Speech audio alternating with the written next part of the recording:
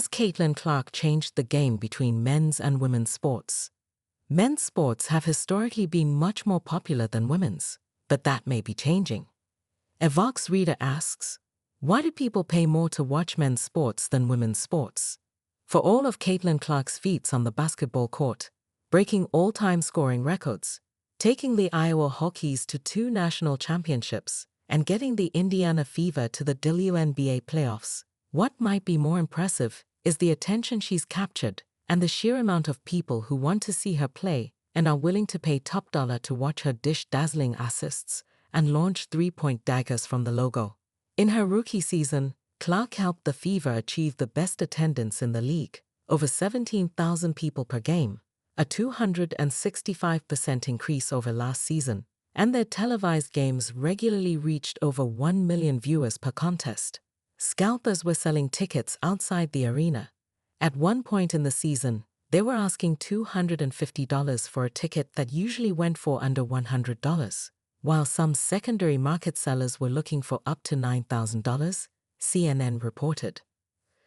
Clark's emergence alongside a new generation of exciting rookies and ultra-talented, already established veterans has created momentum for women's basketball, and more generally women's sports. Mainly, people are finally willing to pay more to see women's basketball. That raises the question, why weren't they already? Why have women's sports historically been less popular? At the heart of this question is a pretty simple answer. Men have had decades-long head starts when it comes to sports and professional sporting leagues. To put it in perspective, women were allowed to compete in the 1900 Olympics in 5 sports. It wasn't until the 2012 London Olympics that women competed in all of the sports that the men were.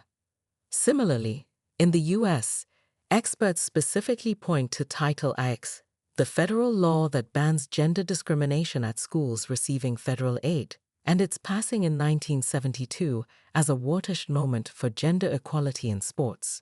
Before that, US schools had no obligation to provide the same athletic opportunities to girls that they did for boys. It broke down existing barriers to entry, allowing women not only to compete, but also receive equal financial opportunity tied to sports, college scholarships. But when Title IX solidified women's rights into law and protected them from discrimination, the NBA was already over 20 years old. The easy way to think about it is to look at the overall lack of investment. Lindsay Darvin, an assistant professor at Syracuse University, told me. Darvin studies women's sports and gender equity in the intercollegiate and professional sports industry. She said that the NBA, and any other major sports league, have had decades upon decades of resources, both external and internal, infused into them. Women's leagues are, relatively speaking, still so young and don't yet gather the same kind of attention. The amount of investment that's been put into the NBA, it dwarfs what's been put into the WNBA, Darvin said. The WNBA was founded in 1996, almost 30 years ago. The same number of years on the NBA timeline would be the late 70s, when the league was finally established and on the verge of a massive leap in popularity. While the WNBA is growing, it hasn't seen the same kind of trajectory, at least not yet.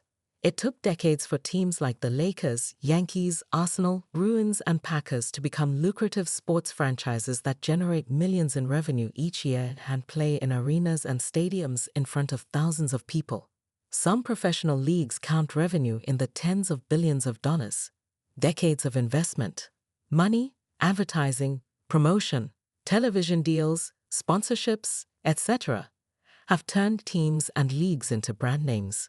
That's what you're paying for when you're purchasing a ticket. That's also why a men's pro sports ticket is usually going to be more expensive than a women's. How does marketing factor into it? The last couple of years in women's college basketball have shown us that women's sports can challenge men's in popularity, like, right now.